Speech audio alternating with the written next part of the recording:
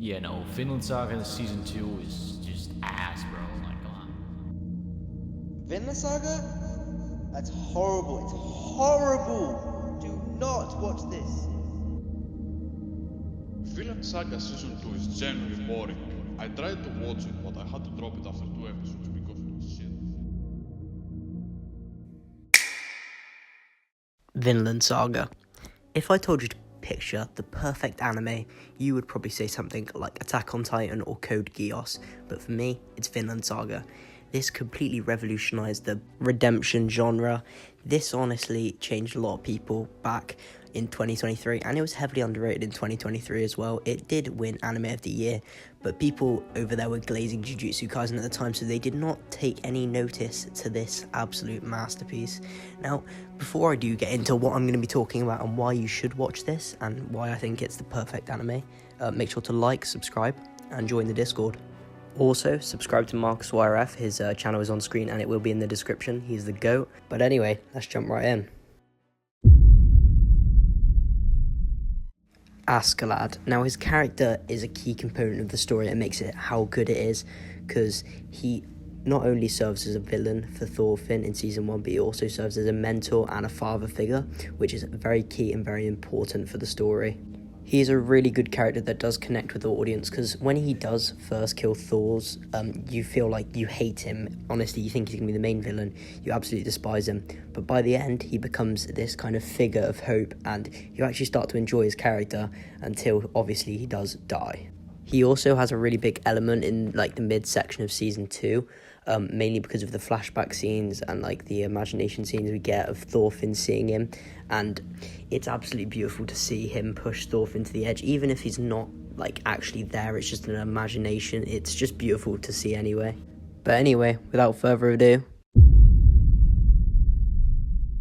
the second key factor of this story is Thors, because obviously his death has the most impact in the whole show. Like, his death completely motivated Thorfinn to kill Askelad, but in Season 2 it also brought him hope. It also brought him something to look for. He finally found out what his father meant.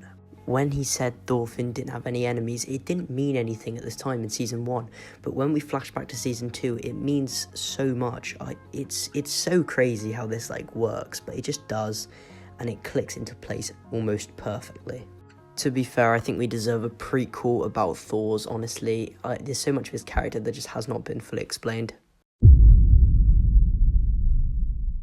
Now, we're going to go deeper into Thorfinn. So, like, the main character of the show, of course, his development through Season 2 is insane, because at the end of Season 1 leaves you absolutely distraught that Askelad is dead, and then you bring into this Season 2, and then he's just a hollow husk. He's like a husk of a man. He's like not even there.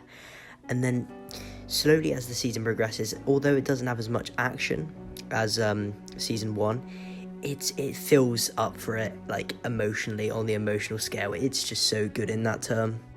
But as the season goes through more, we see him become more like Thors, and he starts to develop this relationship with Einar and other people, and he starts to become a true warrior, and that is the whole memoir of the show. It's a perfect representation of redemption. It's definitely in my top 3 best redemptions of all time, up there with Arthur Morgan. But the show resonates so much with the audience, because what the main cast are going through, you also feel it at some point inside of you. It's just really good. Honestly, that's the best way I can describe it. But I'm not here to just glaze Vinland Saga in general. I'm here for Season 2, because it gets a lot of slander for not having it doesn't have a lot of action. That's what it gets slander for.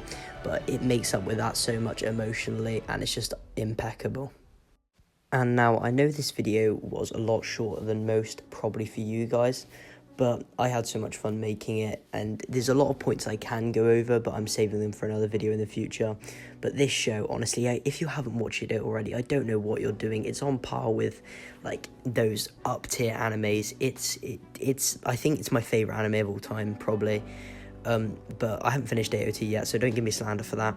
But anyway, if you guys did enjoy this video, I would appreciate a sub. It would help out the channel a ton. We're nearly at 1k as well, so that's great. But anyway, guys, do all the things I already said at the intro, and all of you guys watching this, go watch Vinland Saga and have a good rest of your day. See you in the next one.